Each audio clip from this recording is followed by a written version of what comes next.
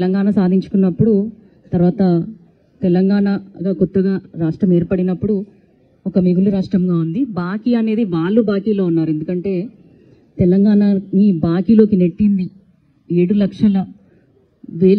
లక్షల కోట్ల పైన బాకీ ఉన్నాం ఇప్పుడు ప్రస్తుతం మనం. ఇతర వరల్డ్ బ్యాంక్ కానీ ఇంకెక్కడైనా కానీ ప్రతి 3 నెలలకోసారి కూడా అప్పులు కట్టుకుంటూ వడ్డీలు కట్టుకుంటూ సంక్షేమము తర్వాత అభివృద్ధి రెండు కూడా చేసుకుంటా ముందుకెళ్తున్నాము.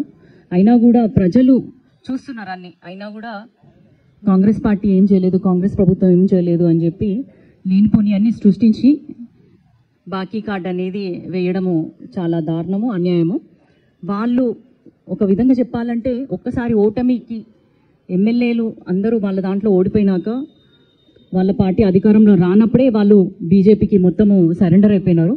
ఎట్లా అంటే ఎంపీ ఎలక్షన్స్లో గతంలో 16 ఎంపీ సీట్లు గెలుచుకున్న ఒక బీఆర్ఎస్ పార్టీ ఒక్క ఎంపీ సీట్ను కూడా గెలుచుకోలేకపోవడం అనేది అదొక ఘోర పరాభవం అని చెప్పొచ్చు. ఎందుకంటే మా ముఖ్యమంత్రి రేవంత్ రెడ్డి గారు ఎట్లయితే అభయదానం చేసిండు బీజేపీకి అన్నట్టు అది అక్షరాల నిజము.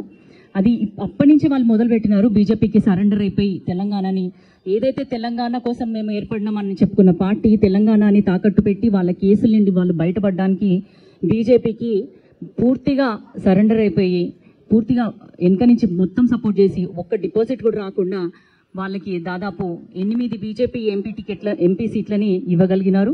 వాళ్ళు పూర్తిగా నేలు కొరిగిండ్లు. ఇంకొక మాట ఏంటంటే మొన్న రీసెంట్గా ఇంకొక ఉదాహరణ చెప్తాం. ఒక వైస్ ప్రెసిడెంట్ తెలంగాణ బిడ్డ ఆయన కంటెస్ట్ చేస్తున్నప్పుడు పార్టీలకు అతీతంగా తెలంగాణ బిడ్డ అని చెప్పి వాళ్ళకి ఏమాత్రమైన ఒక తెలంగాణ అన్న ఫీలింగ్ ఉన్నప్పుడు అసలు ఒక మాట చెప్పాలంటే ఆయన జస్టిస్ గారు సుదర్శన్ రెడ్డి గారు ఫస్ట్ బీఆర్ఎస్కి టీఆర్ఎస్కి ఒక పార్టీ గుర్తు ఏదైతుందో అది ఇచ్చింది ఆయన టైంలోనే వాళ్ళు కోర్టులో కేసేసినప్పుడు పర్మిషన్ ఇచ్చిండు. తర్వాత మళ్ళీ దాని మీద స్టే వెళ్ళింది, అది వేరే విషయం. కానీ వాళ్ళకి ఒక విధంగా మేలు చేసిన వ్యక్తి అతను. అయినా కూడా అలాంటి కృతజ్ఞతా భావం కూడా లేకుండా మేము అసలు పోటీ చేయము, మేము ఓట్లు వేయము అని చెప్పి వాళ్ళకున్న రాజ్యసభ ఎంపీస్ తోటి కూడా అసలు ఓటింగ్లో పాల్గొనలేదు. అంటే అది పూర్తిగా బీజేపీకి సరెండర్ అయినారు అని రీసెంట్గా జరిగిన విషయంతో కూడా మళ్ళీ మనకు అర్థమవుతుంది. ఇంకొకటి తెలంగాణ విషయానికి వస్తే వాళ్ళు ప్రతి ఒక్క వర్గానికి కూడా అన్యాయం చేస్తున్నారు. విద్యార్థులకు వస్తే వైస్ ఛాన్సలర్లని ఏ ఒక్క రోజు కూడా 10 ఏళ్లలో నియమించలేదు. కానీ కాంగ్రెస్ ప్రభుత్వం ఏర్పడినాక వైస్ ఛాన్సలర్లని ప్రతి చోట నియమించడమే కాకుండా మనందరూ తెలుసు యంగ్ ఇంటిగ్రేటెడ్ స్కూల్స్ని కూడా 200 కోట్లతోటి దాదాపు ప్రతి నియోజకవర్గంలో ఏర్పాటు చేయడం జరుగుతుంది. అదేవిధంగా విద్యార్థులకి కాస్మెటిక్ ఛార్జెస్ కానీ మెస్ ఛార్జెస్ కానీ 200%, 100% పెంచిన ఘనత ఏదైనా కాంగ్రెస్. ఇన్ని అప్పులలో కూడా కాంగ్రెస్ పార్టీ చేయగలుగుతుంది. ఎందుకంటే విద్యని ఆరోగ్యాన్ని నమ్ముకున్నది కాంగ్రెస్ పార్టీ. అదేవిధంగా మహిళలకి ఇంతకుముందు పావుల వడ్డీకి దాదాపు 10 లక్షల వరకు కూడా మేము రుణాలు ఇస్తామని చెప్పినారు. కానీ అది ఏ ఒక్క రోజు కూడా చేయకుండా మహిళలని నిండుగా మోసం చేసి ఇప్పుడు వాళ్ళ మీద అవహేళనగా బస్సులలో ఉచితంగా వెళ్తున్నారంటే ఎవరు వెళ్తున్నారు? పైసలున్న వాళ్ళు ఎవరు ఎక్కరు. కేవలం ఎవరికైతే ఒక బస్ పాస్ తీసుకునే పరిస్థితి లేదు, రోజు స్కూల్కి వెళ్ళాలి, రోజు కాలేజ్కి వెళ్ళాలి, రోజు ఇంకా పనులకు వెళ్ళాలి అనుకునే మహిళలే దానికి వెళ్తారు. కానీ దాని మీద కూడా చాలా రకాలుగా మాట్లాడినారు. సాక్షాత్తు కేసీఆర్ గారు కూడా మహిళల్ని అవమానపరుస్తూ మాట్లాడినారు.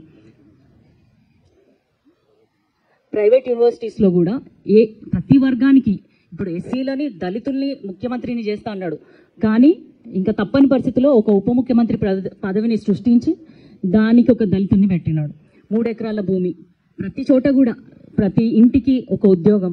దళితుల్ని ఏమో ఈ లెక్కన మోసం చేస్తే అటు బీసీలకు కూడా రిజర్వేషన్స్ తగ్గించినారు. ఇప్పుడు మేము 42% చేసి దాన్ని ముందుకు తీసుకెళ్తుంటే దాని మీద కూడా మాట్లాడుతున్నారు. నిరుద్యోగులకి ఒక్క నోటిఫికేషన్ కూడా ఇవ్వలేదు గత 10 ఏళ్లలో. అదేవిధంగా గ్రూప్ 1 ఏవైతే ఉద్యోగాలు ఉన్నాయో అవన్నీ దానికి కూడా ఆ నోటిఫికేషన్ వచ్చినాక ఎగ్జామ్ రిజల్ట్ రాకముందే ప్రశ్నపత్రాలు లీక్ అయినాయి. ఆ విధంగా విద్యార్థులతోటి ఆటలాడుకున్నారు.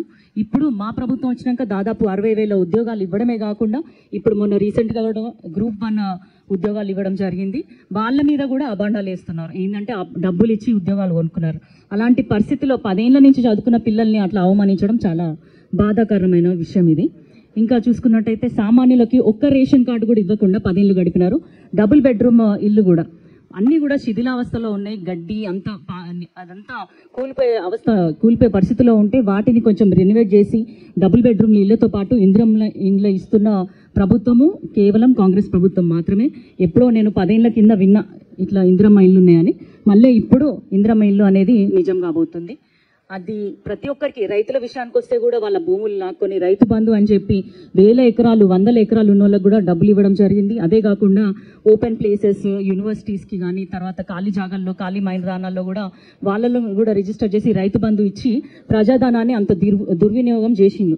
కానీ మనము తర్వాత ధరణి అనే పేరుతోటి కూడా మోసం చేసిండు. అవన్నీ కూడా ఒక్కొక్కటి ప్రక్షాళన చేసుకుంటూ ప్రభుత్వాన్ని సక్రమంగా నడిపిస్తూ ప్రజలందరికీ వెన్నంటూ ఉంటూ ప్రతి దాంట్లో కూడా ప్రజల్ని కూడా భాగస్వామ్యం చేసుకుంటూ మహిళలకు ఎంతో దాదాపు 5 ఏళ్లలో ₹1,00,000 కోట్ల రూపాయల బ్యాంక్ లింకేజ్ మహిళలకు ఇవ్వాలి, మహిళల్ని కోటీశ్వర్లు చేయాలని చెప్పి ఇందిరా మహిళా శక్తి ఇట్లా వాళ్ళు చేసిన అన్యాయానికి మేము న్యాయం చేస్తూ వస్తుంటే మమ్మల్ని బాకీ ఉన్నారని చెప్పి, మోసాలు చేస్తున్నామని చెప్పి, మేము చెప్పేది ఏది నిజం కాదని చెప్పి మాట్లాడుతున్న వాళ్ళని చూసి ప్రజలు నిజాలు తెలుసుకోవాలి.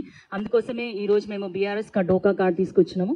మీరందరూ కూడా ఇందులో వివరాలు ఏ ఒక్కటి కూడా తప్పులేదు, ఆధారాలతో మేము ముందుకు వచ్చినాం కాబట్టి మీ ద్వారా ప్రజలకు వెళ్ళి ప్రజల నిజాలు తెలుసుకొని తర్వాత అసలు ఏ ప్రభుత్వం న్యాయంగా మీకోసం పనిచేస్తుంది, ఏ ప్రభుత్వం పనిచేస్తుంది, రానున్న రోజులలో కూడా ఏ ప్రభుత్వం వల్ల, ఏ ప్రజాప్రతినిధుల వల్ల న్యాయం జరుగుతుందని మీరు అందరూ గుర్తుపెట్టుకొని మీరే తగిన గుణపాఠం చెప్పాలని ప్రజల్ని మనసారా కోరుకుంటూ సెలవు తీసుకుంటున్నాను. జై హింద్.